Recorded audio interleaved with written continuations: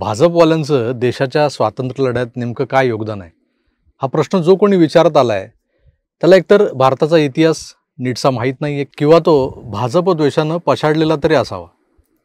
मित्रो, या इनमीन 3 ओळींनंतर तुमच्या लक्षात आलेलं असेलच की मी आज पुन्हा उद्धवजींच्या महान अशा वर्तणुकीबद्दल बोलणार आहे। उद्धव ठाकरेंवर न बोलून सांगता कोणाला हो? एक दिवस या चिखलफेकीतून ब्रेक घेतला आणि ऑनलाईन फ्रॉडवर त्या एक विषय घेऊन बोललो, म्हणजे लोकांना सतर्क करणारा व्हिडिओ केला, तर त्यांचेच ट्रोलर्स विचारतात, काय रे विषय मिळाला नाही म्हणून काय ही चिंदीगिरी करतोय? विषय मिळाला नाही म्हणून काय चिंदीगिरी करतोय? म्हणजे बघा, यांच्या मालकाला शिव्या घातल्या नाहीत, बोल लावले नाहीत, त्यांचं वस्त्रहरण केलं नाही की हे अस्वस्थ होतात, आणि केलं तरी हे बोलायला तयार। चायला तुला उद्धव ठाकरेंवर बोलण्याशिवाय दुसरं काही सुचतच नाही का? ठाकरेंवर बोलल्याशिवाय तुमचं दुकान चालत नाही का? दुकान चालतं मित्रा, दुकान चालतं। ठाकरेंवर न बोलूनही दुकान चालतं। आम्ही बंद केलं त्यांच्यावर बोलणं तरी ते काही माती खाणं सोडत नाहीत, मग बोलावं लागतं। पण तरी नाहीच बोललो आम्ही, तर मग तुमच्या पोटापाण्याचं काय होणार? तुम्हाला 10 पैसे पर कमेंटवर असाइन केलेलं आहे उबाटांनी। आमच्या व्हिडिओवर पोस्टवर तुम्ही कमेंट नाही केली तर तुमच्या त्या 10 पैशांचं काय होणार? तुमचं दुकान बंद पडेल ना। म्हणून मग बोलावं लागतं आम्हाला तुमच्या 10 पैशांसाठी। आजही बोलणार आहे, तेव्हा कुठेही जाऊ नका आणि पाहत राहा तुमचं आवडतं यूट्यूब चॅनल आकार डीजी 9। नमस्कार मित्रो, आणि आज शेवटपर्यंत व्हिडिओ पाहायला थांबणाऱ्या ट्रोलरसह स्वातंत्र्यपूर्व काळातले राजकीय पक्ष कोणते, हा एक साधासा प्रश्न आपण आपल्या मनाला विचारावा किंवा पुस्तकं धुंडाळावीत, थोडीशी संदर्भ शोधावेत आणि आपणच ठरवायचं किंवा ठरवावं की ब्रिटिशांना विरोध करत करत अगदी स्वातंत्र्याची पहाट दृष्टिक्षेपात येऊ लागली तेव्हा कुठे भारतात स्थानिक स्वराज्य संस्थांच्या निवडणुका घ्यायची ब्रिटिशांनी तयारी दाखवली होती। त्याला आज कित्येक दशकं लोटून गेलीत। मला वाटतं 45 साली वगैरे ती सुरुवात झाली, 1945 साली। पण त्या निवडणुका लढण्यासाठी ब्रिटिशकालीन भारतात असे कितीसे राजकीय पक्ष होते ज्यांनी या निवडणुका लढवल्या। इंडियन नॅशनल काँग्रेस, मुस्लिम लीग आणि हिंदू महासभा। गेला बाजार फॉरवर्ड ब्लॉकने एखादी निवडणूक लढवली असेल डाव्या विचारांच्या। पण स्वातंत्र्याचा लढा जो लढला गेला त्यात सहभागी कोण झालं होतं हा मुद्दा जेव्हा उद्धवजींकडून वारंवार चर्चेला आणला जातो, उद्धवजींसारख्यांकडून, तेव्हा मला विशेषत्वानं सांगावंसं वाटतं की काँग्रेसमध्येही उजव्या विचारांचे हिंदुत्ववादी नेते, कार्यकर्ते होते जे हा लढा ब्रिटिशांविरुद्धचा निकरानं लढत होते। त्यानंतर जीनांच्या कट्टरतावादाला आणि विघटनवादी विचारांना प्रखरतेनं विरोध करण्यासाठी हिंदू महासभा उभी राहिली, ज्यातल्या अनेक धुरीणांना आपण पुढे हिंदुत्ववादी किंवा उजव्या विचारांच्या जनता पक्षातही पाहिले। पण त्या काळात भारतीय जनता पक्ष नावाचा कुठलाच राजकीय पक्ष अस्तित्वात नसताना स्वातंत्र्य लढ्यात भारतीय जनता पक्षाचं योगदान काय, असा मूर्खासारखा प्रश्न विचारणाऱ्या उद्धवजींच्या एकूणच इतिहास, भूगोल आणि नागरिकशास्त्राच्या ज्ञानाची कीव करायची वाटते मला। कधी कधी मला प्रश्न पडतो की हा माणूस भाजप द्वेषानं इतका का पछाडलेला आहे? मुळात करणी सगळी यांचीच। माननीय शिवसेना प्रमुख जे ऐतिहासिक वाक्य बोलून गेलेत ते यांना मागच्या 5 वर्षात हजारदा ऐकवल्यानंतरही यांच्यात शर्मोहया नामक काही पदार्थ शिल्लक राहिलेला आहे किंवा नाही याचा काय ठांग पत्ता नाहीये। आज जर बाळासाहेब हयात असते तर आणि त्यांना जर शक्य झालं असतं तर त्यांनी हा अनाचार होऊच दिला नसता। आजही भाजप शिवसेना युती अभेद्य दिसली असती, परंतु गाढवाला उकिरड्यावर लोळण्यात धन्यता वाटते तसं यांना काँग्रेस, राष्ट्रवादी या सगळ्या फालतू लोकांच्या उकिरड्यावर लोळायचं होतं म्हणून भाजपची साथ सोडली, मुख्यमंत्रीपद भोगलं। साहेब म्हणाले होते, मोठे साहेब, काँग्रेस सोबत जाण्यापेक्षा मी माझं दुकान बंद करीन। ये मैं मेरी शिवसेना की कांग्रेस नहीं होना दूंगा, नहीं, कभी नहीं। और मुझे जब ये मालूम होगा कि हो रही है तो I will close my shop. मी माझं दुकान बंद करीन। यांनी काय केलं? जवळपास तेच करायला लागलेत आता। दुकानाला फक्त टाळा ठोकायचा बाकी आहे, दुकान बंद होत आले। म्हणून म्हणालो, करणी यांची, निर्णय यांचा, पण यांचा रोष भाजपवर का? तर हे करायला गेले एक आणि झाले एक। तेलही गेलं, तुपही गेलं आणि हाती आलं धुपाटणं, अशी यांची अवस्था झाली आता।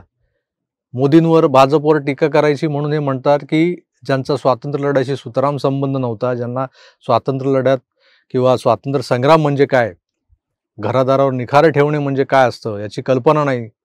दुर्दैवानं त्यांच्या हातात आपल्या देशाचं स्वातंत्र्य गेलंय. वा उद्धवजी वा. अलीकडे जोश वाढलाय बरं का तुमचा.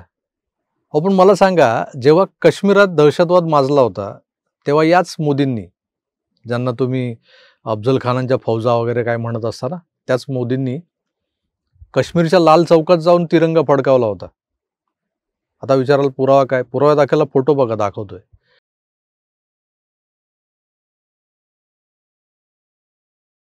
असले काही फोटो तुमचे आहेत का हो? काश्मीरमध्ये घुसल्याचे वगैरे?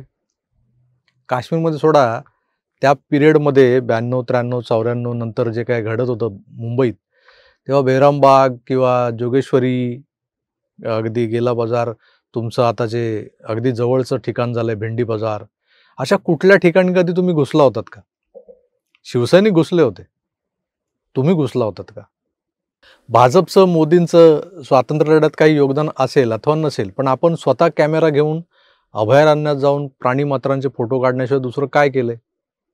तुमचं सोडा, माननीय बाळासाहेबांचा वारसा सांगत असताना तुम्ही, तुम्हाला जर कोणी विचारलं की बाळासाहेबांनी किती इंग्रज मारले होते स्वातंत्र्य लढ्यात, तर काय उत्तर आहे तुमच्याकडे? बाळासाहेब तर ग्रेटच होते, पण त्यांचं अवतार कार्य ज्या कालखंडात आहे त्यात कुठून त्यांना इंग्रज सापडणार ठोकायला? बाळासाहेबांनी इटालियन बारबालांवर बरंच तोंडसूक घेतलंय, एक प्रकारे विलायतीच ना ते.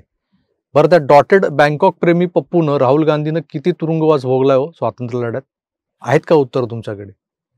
अलीकडेच फेसबुकवर एक पोस्ट वाचली, कोण्या राईट विंगरनं उद्धवजींच्या या उफराट्या सवालावर प्रश्नचिन्ह लावत ती पोस्ट केलेली की भाजपचा मोदींचा स्वातंत्र्य लढ्याशी संबंध नव्हता असं सांगणाऱ्या उद्धव ठाकरेंनी स्वतः मुख्यमंत्री झाल्याबरोबर आदित्य ठाकरेला कॅबिनेट मंत्री केलं. मग आता कोणीतरी आम्हा पामराला समजावून सांगा की आदित्य ठाकरेंचं स्वातंत्र्य संग्रामातील योगदान काय? 1942 साली या जगात कुठल्याही प्रकारचं अस्तित्व नसलेलं आदुबाळ काय मिठाचा सत्याग्रह करायला निघालेल्या गांधींच्या हातातली काठी होता का हो मागच्या जन्मीची? कोणी देईल का उत्तर याचं? मोदी, शहा, भाजपा आणि RSS यांचा स्वातंत्र्य लढ्यात सहभाग नव्हता. देशाच्या स्वातंत्र्याशी यांचा काहीच संबंध नाहीये. मग ठाकरेंचा तरी होता का? खरं तर असे प्रश्न ज्याला पडतात त्याच्या बौद्धिक क्षमतेवरच प्रश्नचिन्ह उभं राहतं.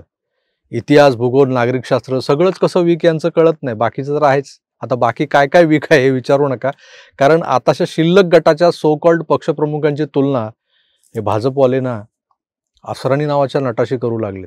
ऐका. आज या ठिकाणी प्रतिक्रिया द्यायची गरज यासाठी पडली कारण त्यांनी मुंबई महानगरपालिकेला सामोरे या अशा पद्धतीचा त्या ठिकाणी आव्हान देण्याचा प्रयत्न केला आणि मग ते बोलताना ते म्हणाले योग्य वेळेला एकटा लढण्याचा निर्णय घेऊ किंवा घेईन किंवा घोषित करेन, जे काय असेल. आणि मग मुळामध्ये उद्धव ठाकरे यांच्याबरोबर ते मुख्यमंत्री असताना मंत्री राहिले नाही, मंत्री सोडून गेले. त्यांच्या सरकारमध्ये त्यावेळेला असलेले पालकमंत्री सोडून गेले, त्यांच्याबरोबरचे खासदार सोडून गेले. एकटं लढणारे म्हणणाऱ्या उद्धवजींबरोबर त्यांचे आमदार सोडून गेले, नगरसेवक सोडून गेले. मग एकटं लढणार म्हणजे काय?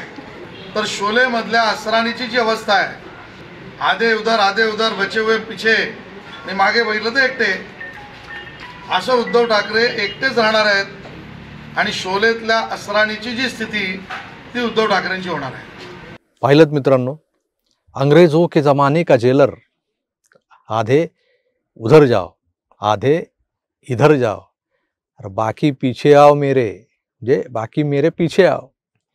मागे काय घंटा शिल्लक आहे यायला? असो, कोणाच्या मागे कोण आहे आणि किती संख्येनं आहे हे आगामी महापालिका निवडणुकांमध्ये ठरेलच. आपण तुर्तास गंमत बघू आणि इथेच थांबू. पुन्हा भेटूच. तोवर आपली काळजी घ्या आणि पाहत राहा आपलं आवडतं YouTube चॅनल आकार DG9. धन्यवाद. नमस्कार.